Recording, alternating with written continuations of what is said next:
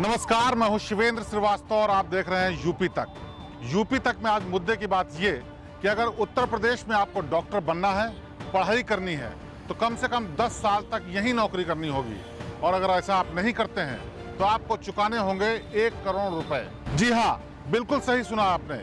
अगर आपने पढ़ाई बीच में छोड़ दी, पढ़ाई करने के बाद कहीं और नौकरी करने चले गए या 10 साल की नौकरी उत्तर प्रदेश में पूरी नहीं की, तो आपको 1 करोड़ रुपए चुकाने पड़ेंगे और ये भारी भरकम राशि आपको सरकारी खजाने में देनी होगी। ये आदेश उत्तर प्रदेश के अपर मुख्य सचिव स्वास्थ्य की तरफ से जारी किया गया है, जिसमें सभी मेडिकल कॉलेज में पढ़ाई करने वाले डॉक्टर्स के लिए ये नियम लागू होगा।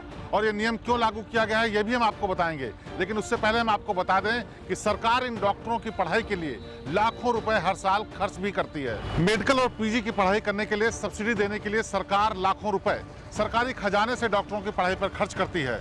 और उसके बाद अचानक होता यह है कि अगर कहीं अच्छा ऑफर मिले या किसी बड़े प्राइवेट मेडिकल कॉलेज से डॉक्टरी का नौकरी का ऑफर मिलता है, तो डॉक्टर पढ़ाई बीच में छोड़कर या फिर नौकरी बीच में छोड़कर चले जाते हैं, जिसका खामियाजा सरकारी खजाने के साथ साथ जनता को भी भुगतना पड़ता है।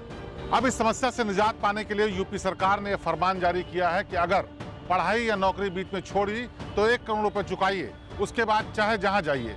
हालांकि डॉक्टरों की कमी की समस्या उत्तर प्रदेश ही नहीं पूरे भारत में हर जगह है, लेकिन उत्तर प्रदेश में यह समस्या सामने तब आई जब कोविड-19 का सबसे ज्यादा संक्रमण काल था। उस वक्त डॉक्टरों की जरूरत थी, लेकिन पता चला कि ज्यादातर डॉक्टर्स जो कि काबिल हैं वो प्राइवेट मेडिकल कॉलेज में या तो नौकरी कर रहे हैं या फिर पढ़ाई छोड़ करके कोई और नौकरी के लिए प्रयासरत हैं। और इसी के चलते सरकार ने इस पूरी योजना पर काम किया।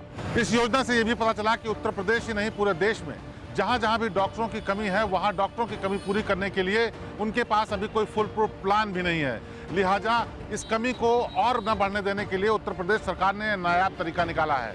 सरकार ने तय किया है कि अब अगर इन पर सख्ती नहीं की गई, कोई फाइन नहीं लगाया गया, तो डॉक्टर पढ़ाई या तो बीच में छोड़कर किसी और कंपटीशन के लिए कोशिश करने में जुट जाते हैं या फिर पढ़ाई पूरी करने के लिए प्राइवेट मेडिकल कॉलेज में मोटी तनख्वाह पर चले जाते हैं। और इसीलिए इसको रोकने के लिए सरकार ने ये नया नियम बनाया है। दरअसल सरकारी अस्पतालों में मिलने वाली तनख्वाह प्राइवेट अस्पतालों की दी जाने वाली तनख्वाह से काफ़ी कम होती है।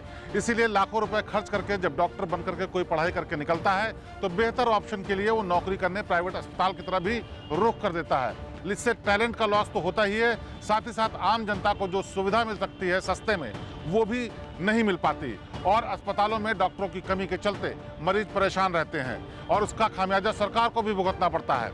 लिहाजा सरकार ने तय किया है कि अब डॉक्टरों पर सख्ती करनी होगी, टैलेंट को बाहर जाने से रोकना भी होगा और ये भी तय करना होगा कि अगर आपने सरकारी अस्पताल में नौकरी की है तो वहाँ पूरा टर्म पूरा कीजिए। हालांकि डॉक्टर्स की लॉबी सरकार के इस फरमान से खुश नहीं है, लेकिन उनके पास इसे मानने के अलावा कोई चारा भी नहीं है, क्योंकि सरकार का दो टूक कहना है कि अगर आपको ये नियम पसंद नहीं है तो फिर और कोई ऑप्शन पहले से ही देख लीजिए।